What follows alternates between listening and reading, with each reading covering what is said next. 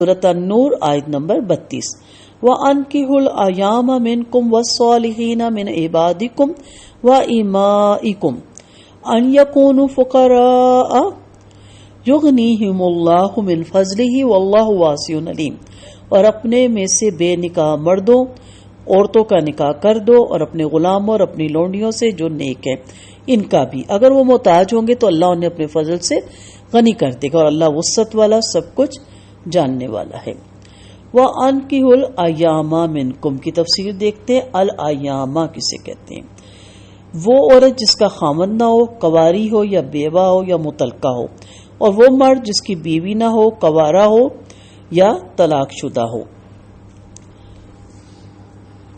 یاد رکھیے گا، نگاہیں نیچی رکھنے اور شرمگاہوں کی حفاظت کرنے کے حکم کا مطلب یہ ہرگز نہیں کہ اللہ تعالیٰ کی عطا کردہ جنسی جبلت کو معطل کر دیا جائے اور ترک دنیا کر کے راہب اور جوگی بن جایا جائے، کیونکہ یہ فطرت کا مقابلہ ہے، اور جو شخص فطرت کا مقابلہ کرنے کی کوشش کرے گا پادریوں اور راہبوں کی طرح بری طرح شکست کھائے گا، بلکہ حکم دیا گیا کہ اپنے مجرود مردوں اور عورتوں کا نکاح کرو اور حلال طریقے سے اپنی خواہش اور لذت کی تکمیل کرو۔ یہ تمہاری پاک دامنی اور نگاہ نیچی رکھنے کا ذریعہ ہے، اور امت مسلمہ کی تعداد بڑھانے کا بھی۔ الایام منکم سے مراد مسلم آزاد مجرد مرد اور عورتیں ہیں، کیونکہ غلاموں کا ذکر بعد میں آ رہا ہے، اور غیر مسلم منکم میں نہیں بلکہ من غیرکم میں ہے۔ رہی یہ بات کہ حکم کس کو ہے، تو عورت کا نکاح اس کے اولیاء کی ذمہ داری ہے، ان کی اجازت کے بغیر عورت کو نکاح کی اجازت نہیں۔ اگر کسی عورت کا ولی نہ ہو یا وہ ولایت کا عائل نہ رہے کہ اس کا نکاح کرنے کے بجائے نکاح کی راہ میں کسی معقول وجہ کے بغیر رکاوٹ بنا رہا ہو، تو حاکم وقت اس کا ولی ہے اور اسے حکم ہے کہ اس کا نکاح کرے۔ حضرت عائشہ رضی اللہ عنہا فرماتی ہیں کہ آپ صلی اللہ علیہ وسلم نے فرمایا، جو عورت اپنے اولیاء کی اجازت کے بغیر نکاح کرے تو اس کا نکاح باطل ہے۔ 3 دفعہ فرمایا۔ پھر فرمایا، اگر شوہر اس عورت سے صحبت کر لے تو اسے مہر دینا پڑے گا اس سے فائدہ حاصل کرنے کی وجہ سے، اور اگر وہ اولیاء آپس میں جھگڑ پڑے تو جس کا کوئی ولی نہ ہو سلطان اس کا ولی ہے۔ رہے مرد تو ان کا نکاح کسی ولی کی اجازت پر موقوف نہیں، مگر ظاہر ہے کہ بچے کے جوان ہونے پر اس کے والدین یا رشتہ دار جو اس کی کفالت کر رہے ہیں اگر اس کے نکاح کی کوشش اور اس میں تعاون نہ کرے تو اس کے لیے نکاح بہت مشکل ہے، اس لیے انہیں حکم ہے کہ اپنے بچوں کا جوان ہونے پر جتنی جلدی ممکن ہو نکاح کر دیں۔ ان کی ہو نکاح کر دو کا لفظ عام ہونے کی وجہ سے اس کے مخاطب حکومت، عوام، تمام مسلمان بھی ہے کہ مردوں اور عورتوں کے نکاح میں وہ جس قدر بھی تعاون کر سکتے ہیں ان کا نکاح کروا دیں۔ جب دوسروں کا نکاح کروانے کا حکم ہے تو خود اپنا نکاح کروانا تو کتنا ضروری ہوگا۔ عبداللہ بن مسعود رضی اللہ عنہ فرماتے کہ ہم نبی کریم صلی اللہ علیہ وسلم کے ساتھ ہوتے تھے، جوان تھے اور کوئی چیز نہ پاتے تو آپ صلی اللہ علیہ وسلم نے ہمیں فرمایا، اے جوانوں کی جماعت، تم میں سے جو نکاح کر سکتا ہے وہ نکاح کر لے، کیونکہ وہ نظر کو بہت نیچا کرنے والا اور شرمگاہ کو بہت محفوظ رکھنے والا ہے، اور جو نکاح کا سامان نہ پائے وہ روزے کو لازم پکڑے، کیونکہ وہ اس کے لیے شہوت کے کچلنے کا باعث ہے۔ پھر غلاموں اور لونڈیوں کا ذکر آیا، وَالصَّالِحِينَ مِنْ عِبَادِكُمْ وَإِمَائِكُمْ۔ الصالحین سے مراد دین کی صلاحیت، نیکی بھی ہو سکتی ہے، اور اس صورت میں غلام یا لونڈی میں سے صالحہ وہ ہوگا جو فاجر و زانی نہ ہو، اس کے مالک کو اس کی نیکی کے انعام اور مزید نیکی کی ترغیب دلانے کے لیے اس کا نکاح کر دینا چاہیے۔ رہا زانی تو وہ کیوں کر صالحہ نہیں، فاسد ہے، اس لیے کہ اس کا نکاح جائز نہیں جب تک توبہ کر کے صالحہ نہ بن جائے۔ گویا یہ صورت کے آغاز میں مذکور ہے، جیسے کہ اگر آپ کو یاد ہوگا الزانی لا ينکح الا زانیۃ، یہاں پہ وہ اس کی تائید ہے۔ غلاموں میں خاص طور پر یہ شرط لگانے کی وجہ یہ معلوم ہوتی ہے کہ اکثر یہ بیماری اس طبقے میں ہوتی ہے کیونکہ وہ اس شرف سے محروم ہوتے ہیں جو معاشرے میں کسی آزاد مرد یا عورت کو اپنی عزت کی حفاظت پہ مجبور کرتا ہے۔ اس لیے اہل علم نے یوسف علیہ السلام کے زنا سے بچنے کو عفت کا کمال قرار دیا، کیونکہ دنیاوی لحاظ سے انہیں زنا سے روکنے والی کوئی چیز موجود نہیں تھی، حتیٰ کہ ان کے پاس کوئی رکاوٹ بھی نہیں تھی۔ الصالحین سے مراد یہ بھی ہو سکتا ہے کہ وہ لونڈی یا غلام جو نکاح کی صلاحیت رکھتے اور انہیں اس کی ضرورت ہو۔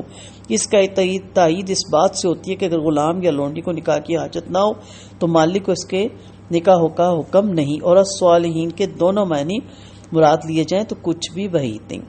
اب ہوتا یہ ہے کہ یہ پہلے ہی فقراء ہیں، ان کی پہلے ہی ضرورتیں پوری نہیں ہو رہی، مالک ذمہ داری ہے، اپنا گزارا نہیں کرتے تو شادی کریں گے تو کیسے گزارا کریں گے؟ تو یہاں پہ کہا گیا ان یکونوا فقراء یغنیہم اللہ من فضلہ. عام طور پر غربت کو مرد کے نکاح میں رکاوٹ سمجھا جاتا ہے کہ جب اس کے پاس کچھ ہی ہے ہی نہیں تو بیوی کو کہاں سے کھلائے گا، اس لیے غریب کو کوئی رشتہ نہیں دیتا. اللہ تعالیٰ نے اس خیال کی تردید کی اور فرمایا کہ تم مجرد لوگوں کا نکاح کر دو، اگر وہ فقیر ہے تو اللہ تعالیٰ انہیں غنی کر دے گا. اللہ تعالیٰ کے پاس غیب سے غنی کر دینے کا اختیار اور اسباب کے لحاظ سے بھی بیوی کے آنے کے بعد وہ کمائی کے لیے زیادہ جدوجہد کرے گا. کھانا تو پہلے وہ خود بھی کھاتا تھا، اگر مزید کوئی کمائی نہیں بھی کرے گا تو رسول اللہ صلی اللہ علیہ وسلم کے فرمان کے مطابق ایک کا کھانا دو کے لیے کافی ہوتا ہے. پہلے یہ اکیلا کمائی کرتا تھا، بیوی کے آنے کے بعد اس کی کمائی کی استعداد دگنا ہو جائے گی، بلکہ مشہور عام قول کے مطابق 11 گنا ہو جائے گی. بیوی اس کا ہاتھ بٹائے گی. ہو سکتا ہے کہ بیوی کو اللہ تعالیٰ نے کوئی ہنر عطا کر رکھا ہو، یا وہ بہتر مشورہ دے کر خاوند کی بہترین مشیر ثابت ہو، یا بیوی کے رشتہ داروں کے تعاون سے حالت بدل جائے. علاوہ ازیں اولاد ہونے کے بعد عین ممکن ہے کہ وہ اتنی کمائی کرے کہ پورا کنبہ ہی اغنیاء میں شامل ہو جائے. اس کے برعکس کسی غنی کو لڑکی دے تو ہو سکتا ہے کہ کسی آزمائش میں وہ فقیر ہو جائے. اللہ تعالیٰ سب کی پریشانیوں کو دور کرے. اللہ تعالیٰ نے سورۃ آل عمران میں آیت نمبر 26 اور 27 میں فرمایا قل اللہم مالک الملک تؤتی الملک من تشاء وتنزع الملک ممن تشاء وتعز من تشاء وتذل من تشاء بیدک الخیر انک علی کل شیء قدیر تولج اللیل فی النہار وتولج النہار فی اللیل وتخرج الحی من المیت وتخرج المیت من الحی وترزق من تشاء بغیر حساب. کہہ دے اے اللہ بادشاہوں کے مالک، تو جسے چاہے بادشاہی عطا کرتا ہے، جس سے چاہے بادشاہی چھین لیتا ہے، اور جسے چاہے عزت دیتا ہے، اور جسے چاہے ذلیل کر دیتا ہے. تیرے ہی ہاتھ میں ہر بھلائی ہے، بے شک تو ہر چیز پر پوری طرح قادر ہے.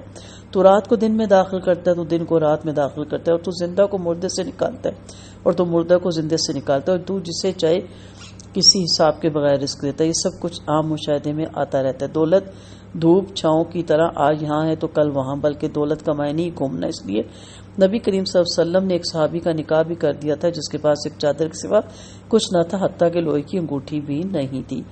یہ خیال بھی نہیں فرمایا کہ بیوی کو کہاں سے کھلائے گا، اس لیے کہ اہل علم نے دولت مند بننے کے اسباب میں سے نکاح کو بھی ایک سبب قرار دیا. حافظ ابن کثیر رحمۃ اللہ نے فرمایا بعض لوگ ایک روایت بیان کرتے ہیں کہ آپ صلی اللہ علیہ وسلم نے فرمایا فقیری میں بھی نکاح کیا کرو، اللہ تمہیں غنی کر دے گا. میری نگاہ سے تو یہ روایت نہیں گزری، نہ کسی کبھی سند سے، نہ ضعیف سند سے، اور نہ ہی ہمیں اس مضمون کے لیے ایسی بے اصل روایت کی ضرورت ہے، کیونکہ قرآن کی یہ آیت اور لوہے کی انگوٹھی تک نہ رکھنے والے سے نکاح والی حدیث اس کے لیے کافی ہے. ایسی ایک روایت عام مشہور ہے کہ ایک شخص آپ صلی اللہ علیہ وسلم کے پاس فقر کی شکایت لے کر آیا تو آپ نے کہا نکاح کر لو. اس نے نکاح کر لیا، مگر غربت بدستور مسلط تھی. وہ پھر شکایت لے کر آیا، آپ نے کہا نکاح کر لو. اس نے دوسرا نکاح کیا، پھر بھی ہو رہا، پھر اس نے آگے کہا، آپ نے کہا نکاح کر لو. اس نے تیسرا نکاح کیا، غربت نہیں گئی. اسے پھر آ کر شکایت کی تو آپ نے کہا چوتھا نکاح کر لو. اس نے اس پر عمل کیا تو اس کی غربت دور ہوگی. یہ روایت بھی بہت تلاش کی گئی مگر کسی معتبر کتاب میں نہیں ملی، اور نہ ہی یہ روایت نقل کرنے والے کسی صاحب نے اس کا حوالہ دیا. ایسی باتوں کو بے سروپا ہونا خود اس کے مضمون سے ظاہر ہوتا ہے. ایسے فقیر کے یکے بعد دیگر 4 بیویاں ملتے چلے جانے کی کوئی مثال مشکل ہی سے ملے گی. بہرحال ہمارے لیے یہ 2 پہلو بہت ہیں. ایک تو کہا گیا کہ نکاح کرو اور فقراء ہیں تو اللہ انہیں غنی کر دے گا، اور دوسرا نبی کریم صلی اللہ علیہ وسلم کی حدیث جو اتھینٹک ہے ہمارے پاس وہ خزانے کے طور پہ محفوظ ہے. واللہ واسع علیم. جی یغنیہم اللہ من فضلہ سے خود بخود سمجھ میں آنے کی وجہ سے یہ بات اس کے بعد یہ لائی گئی کہ اللہ تعالی کی وسعت بہت بڑی ہے اور وہ علیم ہے، وہ جانتا ہے. یعنی اس کی وسعت کے مطابق جس کو وہ چاہتا ہے کنگال کرتا ہے، جس کو وہ چاہتا ہے زیادہ دیتا ہے، غنی کر دیتا ہے. وہ سب کچھ جاننے والا ہے. اسے معلوم ہے کہ کس سے غنی کرنا ہے اور کس طرح اور کن اسباب کے ذریعے سے انہیں غنی کرنا ہے. تو یہ ایسا سوچنا بھی نہیں چاہیے کہ ہم غریب ہیں تو ہمیشہ غریب ہی رہیں گے. اللہ تعالیٰ کے خزانے میں کوئی کمی نہیں. اصل یہاں جو سمجھنے کی بات ہے وہ کیا ہے کہ نکاح کو عام کیا جائے اور زنا کی رکاوٹ کا سبب بنایا جائے اور نکاح کو آسان کیا جائے، اور آگے بڑھ کے ایسے بچیاں بچے یا ایسے مرد اور عورتیں جو طلاق کی وجہ سے یا بیوگی کی وجہ سے اور بیوی کے فوت ہونے کی وجہ سے وہ ان کے نکاح نہیں ہوئے، اور اسی طرح ایسے غریب غربا میٹ، آپ کے ڈرائیور، آپ کے پی این، صرف اس وجہ سے کہ وہ غریب ہے اور انہیں کوئی رشتہ نہیں دیتا، ان کے نکاح میں مدد کیجیے، اور یہ بھی بہت اجر کا کام ہے اور ثواب کا کام ہے، اور قرآن کو فالو کرتے ہوئے اس آیت کو بالکل ہم بھلا بیٹھے ہیں، اس لیے اس پہ لازماً اس پہ توجہ دی جائے۔